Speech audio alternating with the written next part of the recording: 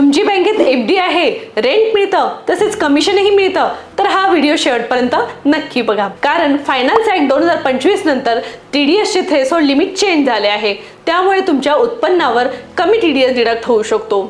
चला तर मग बघूया कोणकोणते अपडेट झाले आहेत. FD interest. यापूर्वी जर तुम्हाला 40,000 इंटरेस्ट मिळत असेल तर त्यावर टीडीएस डिडक्ट होत नव्हता, पण आता ते लिमिट इन्क्रीज होऊन 50,000 झाले आहे.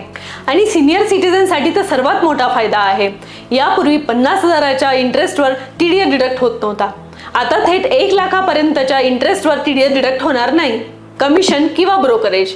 यापूर्वी 15,000च्या कमिशनवर टीडीएस लागू होत होता, पण आता ते लिमिट चेंज होऊन 20,000 पर्यंत झाले आहे. Insurance commission. ह्याचे लिमिट देखील 15,000वरून 20,000 पर्यंत गेले आहे. रेंट. यापूर्वी वार्षिक रेंट 2,40,000च्या वरती टीडीएस लागू होत होता, पण आता ते लिमिट चेंज होऊन मंथली 50,000 झाले आहे. आणि सर्वात महत्त्वाचे, टॅक्स डिडक्शन कमी झाले आहे, म्हणजे टॅक्स माफ झाला आहे असे नाही, पण यामुळे तुमचा कॅश फ्लो सुधारणार आहे आणि रिफंडसाठी तुम्हाला वाट बघावी लागणार नाही. जर तुम्हाला टीडीएसचा अपडेटेड चार्ट हवा असेल तर कमेंटमध्ये आम्हाला टीडीएस असा मेसेज करा. आणि अजून अशाच इन्फॉर्मेटिव्ह व्हिडिओसाठी फॉलो करा, शेअर करा आणि सेव्ह करा.